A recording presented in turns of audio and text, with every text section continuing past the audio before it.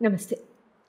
దశలు మారుతూ ఉంటాయి కదా! మహాదశలు, అంతర్దశలు, ప్రత్యంతర దశలు, ప్రాణదశలు, సూక్ష్మదశలు మారుతూ ఉంటాయి కదా! ఈ దశల్లో ఈ దశ ఎలా ఉంటుంది మనకి అని అడుగుతూ ఉంటారు. దశ మొత్తం ఒక్కసారి చెప్పడం కుదరకపోయినా మన కర్మని రీత్యా రకరకాలుగా అది మారడం సహజం.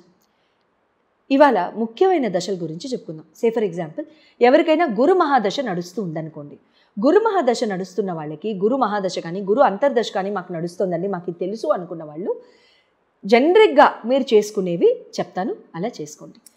ఏదైనా ఒక గురు అంటే గురు భగవానుడి యొక్క ఆసక్తి, గురు భగవానుడి యొక్క మీద భక్తి అది పెంపొందింపు చేసుకోండి. అది మీరు ఏ గురువుని నమ్మితే ఆ గురు. దత్తాత్రేయ మూర్తులు కానివ్వండి, బ్రహ్మ విష్ణు మహేశ్వరుల ఐక్యమైన రూపాలు కానివ్వండి, శ్రీపాద వల్లభులు కానివ్వండి, నరసింహ సరస్వతి కానివ్వండి, లేకపోతే రామకృష్ణ పరమహంస కానివ్వండి, ఏ గురువు నమ్మితే ఆ గురు.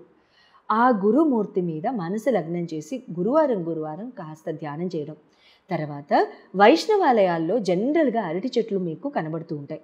అరటి చెట్ల దగ్గరికి వెళ్ళి 7 సార్లు ప్రదక్షిణ చేసి వేయించిన శనగలు ఉంటాయి కదా, పుట్నాల పప్పు అంటాం, పుట్నాల పప్పు బెల్లం కలిపి తమలపాకుల్లో నివేదన చేసి అక్కడ అరటి చెట్టు దగ్గర నివేదన చేసి ఆవు నేతితో దీపం వెలిగించి 7 సార్లు ప్రదక్షిణ చేసి వీలుంటే కాస్త పండో ఫలమో పుష్పమో ఏదో ఒకటి అరటి చెట్టుకు పెట్టేసేసి నమస్కారం చేసుకుని గురు మహాదశ అంతా మీరు చాలా చక్కగా మంచి ప్రాస్పెరస్గా ఉండేటట్టు, మంచి ఆపర్చునిటీస్ వచ్చేటట్టు, గ్రోత్ ఉండేటట్టు, ఎటువంటి శారీరక ఆరోగ్యాలు అనారోగ్యాలు రాకుండా చూసుకునేటట్టు, ఆరోగ్యకరంగా ఉండేటట్టు చూసుకునేటట్టు ఇలా ఈ రకంగా మీరు చక్కగా చేసుకోవచ్చు.